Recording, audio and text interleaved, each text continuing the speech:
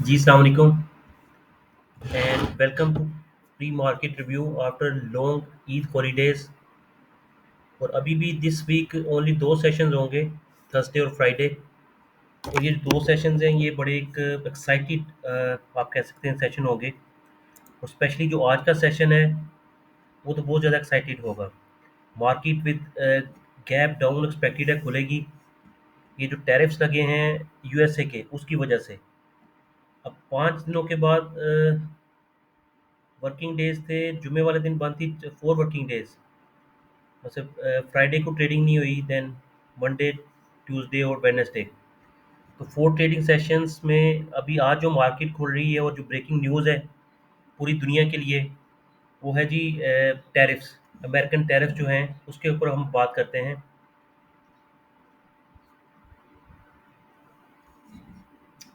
Trump unveils sweeping tariffs on all imports and higher levies on bad actors.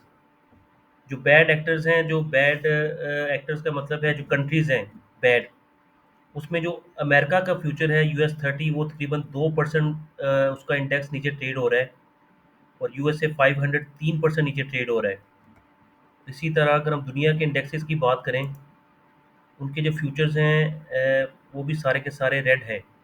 जो भी markets अभी open हो रही हैं, और US Tech 100 इंडेक्स जो है वो 3.67, 719 पॉइंट। नेस्टेक भी डाउन है। और स्मॉल कैप जो हैं वो तकरीबन 4.63% डाउन है।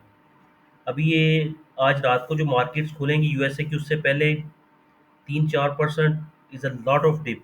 इतनी ज़्यादा एक्सपेक्टेड नहीं थे कर रहे टैरिफ जो है मार्केट्स। बहरहाल टैरिफ्स लग गए हैं, और उसमें सबसे ज़्यादा जो फियर है वो अमेरिका को खुद है। इतने टैरिफ के साथ तो जो जितने भी बिजनेस पार्टनर्स हैं, वर्ल्ड पार्टनर्स हैं अमेरिका के, वो लोगों के लिए भी टफ होगा। अब ये इंडियन मार्केट्स भी अभी इसके फ्यूचर जो हैं अभी शो नहीं हो रहे। गिफ्ट निफ्टी के फ्यूचर्स वो भी ट्रेड नेगेटिव ही हो रहे हैं। All over the world market जो है these are they are down. तो ये जो डाउन है वो है जो टैरिफ आए हैं अमेरिका के, उसमें दुनिया के लिए क्या है और पाकिस्तान के लिए क्या है, वो थोड़ा सा हम डिस्कस करते हैं। हमारी मार्केट्स ऑब्वियसली जो बाकी मार्केट्स हैं एशियन मार्केट्स, उसी के साथ ही थोड़ा सा पैरेलल रहेगी। और डिप लेके शायद हमारी मार्केट वापस आ सकती है, पर हमें भी इम्पेक्ट आ रहा है।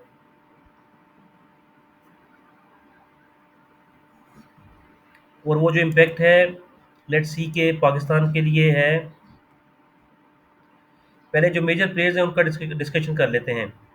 सबसे ज़्यादा जो टैरिफ्स हैं, रेसिप्रोकल टैरिफ्स लगे हुए हैं चाइना में। चाइना के लिए 34% है, जापान के लिए 24%, एंड इंडिया के लिए 26%, और पाकिस्तान के लिए 29%, एंड बांग्लादेश के लिए 37%। इसी रेंज में सारे के सारे टैरिफ्स लगे हैं। वियतनाम के लिए 46%, इंडोनेशिया 32%। तो ये सारे टैरिफ टैरिफ्स जो हैं, ये हमें जो पाकिस्तान के लिए टैरिफ आए हैं, ये बिजनेस रिकॉर्डर है उसकी बात हम करते हैं। Pakistan faces 29% reciprocal tariffs. इसमें बिजनेस रिकॉर्डर बता रहा है कि जी US president Donald Trump ignited potentially तबाही जो यूनिस trade war Wednesday as he slapped sweeping 10% tariffs on imports from around the world and harsh additional levies on key trading partners। ठीक है ना जी। For decades our country has been looted, raped and plundered by nations near and far, both friend and foe alike। ये Trump का बयान है जी।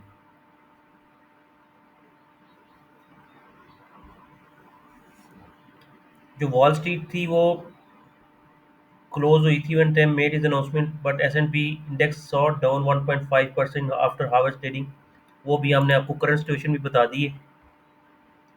जो Nasdaq है वो भी डाउन ट्रेड हो रहा है 4%, 3 से 4% की मंदी है। जो फ्यूचर्स ट्रेड हो रहे हैं अमेरिकन उनमें।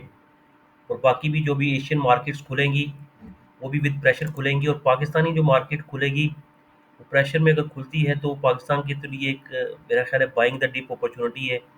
4 दिन के बाद मार्केट खुल रही है, और वो अगर डिप के साथ खुलती है तो लोग ऑब्वियसली रमज़ान में ट्रेड नहीं किया, ईद में माल छोड़ के गए, तो एक विन विन सिनेरियो है जो ट्रेडर्स के जिनके पास पोजीशंस नहीं है। मार्केट अगर नेगेटिव ओपन होती है तो एक बाइंग अपॉर्चुनिटी बनती है फॉर द ट्रेडर या इन्वेस्टर जिन्होंने माल छोड़ा हुआ था रमज़ान में या रमज़ान में ट्रेड नहीं किया, और आज वो मार्केट अगर डिप लेती है, 500 से 1000 पॉइंट की डिप आती है अगर, तो वहाँ पे मार्केट शायद बाइंग अपॉर्चुनिटी है, मार्केट वहाँ से फिर रिवर्सल आ सकता है। जो टॉप ट्रेडिंग शेयर्स थे उसमें सिनर्जी ज़बरदस्त क्लोजिंग थी, अपने 52 वीक्स के हाईएस्ट लेवल के ऊपर ट्रेड हो रहा था। इसी तरह बैंक ऑफ पंजाब में अगर डिप आती है, यहाँ पे बाइंग अपॉर्चुनिटी है। आरएफ हबीब कॉरपोरेशन स्टॉक स्प्लिट के बाद बड़ा अच्छा ट्रेड हुआ, ये भी डिप लेगा, 2-3 दिन के बाद इसको वेट करना चाहिए ज़रा, फिर इसमें ट्रेड लेनी चाहिए। सीमट जो है मैपल लीव्स डीजी हाँ सीमट, यहाँ पे एक बड़ी अच्छी अपॉर्चुनिटी बनेगी डिप में।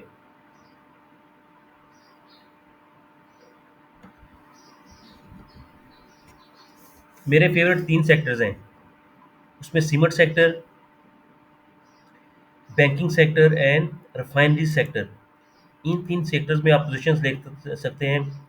सबसे पहले बैंक्स की अगर हम बात करें, कमर्शियल बैंक्स में बैंक ऑफ पंजाब मैंने बताया कि ₹10.5 is a very good buy, और नेशनल बैंक ऑफ पाकिस्तान बड़ा स्ट्रॉन्ग ट्रेड हो रहा है आफ्टर एक्स डिविडेंड के बाद भी, और अभी फिर इसकी अनाउंसमेंट आनी शुरू हो जाएंगी बैंक्स की, तो वो भी is a very good buy. Bank Alfa देख लें आप, ₹70 नहीं तोड़ रहा।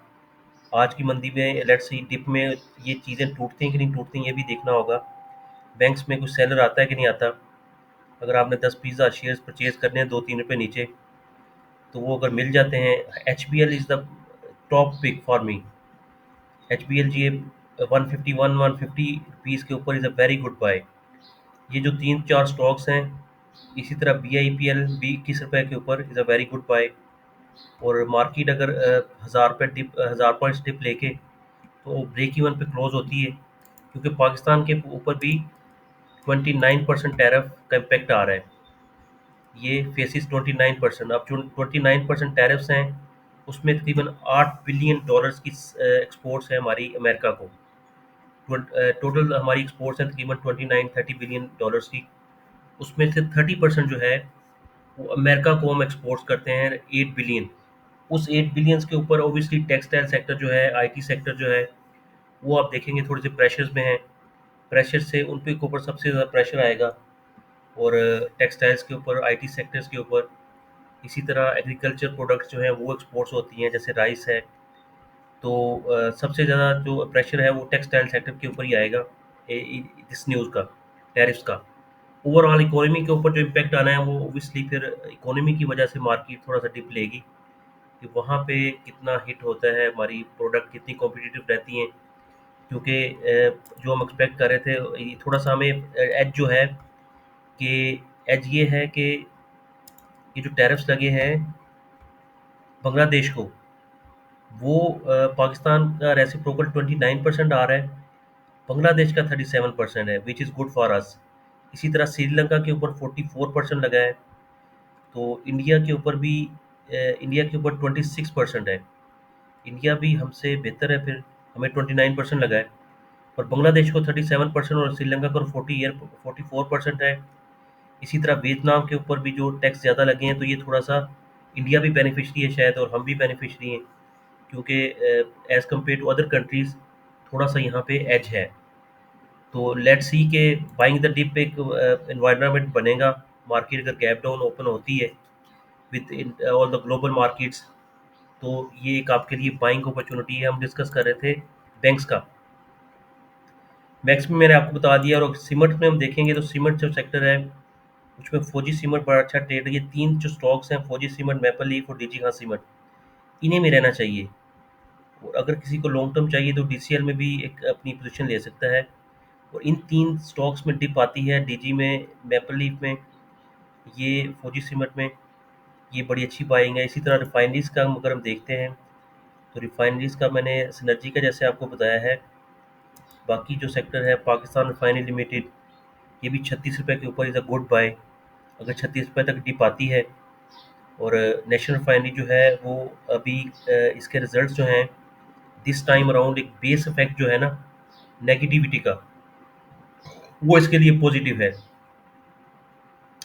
वैसे पिछले जो क्वार्टर्स थे उसमें जितनी नेगेटिविटी आनी थी उस कंपैरिजन में अगर थोड़ी सी भी इम्प्रूवमेंट आती है तो सबसे ज़्यादा परफॉर्मेंस नेशनल रिफाइनरी की आप देखेंगे as compared to other sector. उसी तरह सिनर्जी के भी हिस्टोरिकल रिजल्ट थे, उस वजह से पाकिस्तान रिफाइनरी लिमिटेड जो है वो भी पीएसओ के साथ आपको परफॉर्म करता हुआ नजर आएगा। जी thank you so much, thank you.